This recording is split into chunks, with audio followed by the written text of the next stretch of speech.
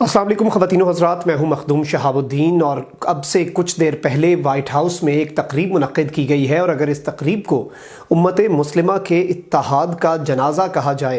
अरबों की गैरत और हमीयत का जनाज़ा कहा जाए तो गलत ना होगा। वाइट हाउस में इसराइल और बहरीन और मुत्तहिदा अरब अमारात के दरमियान तारीख़ी डील साइन कर ली गई है और इन्हीं एफ़र्ट्स की वजह से डोनाल्ड ट्रंप को अमन के नोबेल इनाम के लिए भी नामज़द कर दिया गया है। इस तकरीब में दो बड़ी अहम चीज़ें सामने आई हैं। एक बात यह सामने आई है कि मस्जिद अक्सा का सौदा कर दिया गया है और अब वहाँ यहूदियों को बाकायदा इबादत की इजाज़त दी जाएगी और किस तरह उसे मस्जिद से कम्प्लीटली कन्वर्ट किया जाएगा उस पर भी हम आगे जाकर बात करेंगे। एक और बड़ी अहम चीज़ सामने आई है और इस मीटिंग ने ये दुनिया पर वाज़े किया है और इस मीटिंग में ये बताया गया है इस तकरीब में कि मज़ीद 6 अरब ममालिक लाइन में हैं जो इसराइल को तस्लीम करने जा रहे हैं। अब इमाम काबा का हम जुम्मे का खुतबा देख लें, मोहम्मद बिन सलमान के पस पर्दा एफ़र्ट्स देख लें, सब कुछ मिल के इसराइल को ये तस्लीम करने की कोशिश कर रहे हैं और इसराइल को नॉर्मलाइज़ कर रहे हैं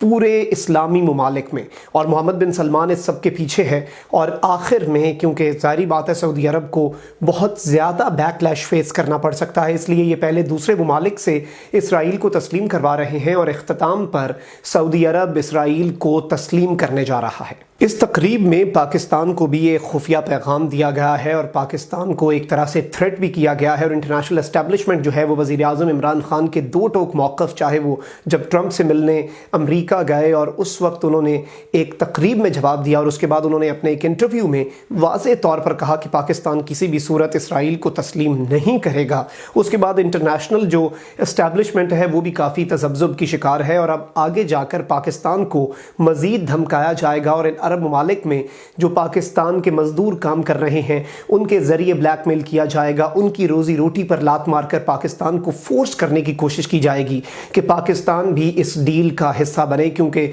आलम इस्लाम की वाहिद एटमी ताकत पाकिस्तान है और जब तक पाकिस्तान खड़ा हुआ है, पाकिस्तान के साथ तुर्की है, तो सारे अरब मिलकर भी इसराइल को तस्लीम कर लें, इसराइल को वो मकाम हासिल नहीं हो सकता जिसका वो ख्वाब देख रहा है। ख़वातीन व हज़रात, एक और बड़ी अहम चीज़ सामने आई है। ये जो डील हुई है जिसे हिस्टोरिक डील कहा जा रहा है, तारीख़ी डील कहा जा रहा है, जिसमें उम्मत मुस्लिमा के इन ठेकेदारों ने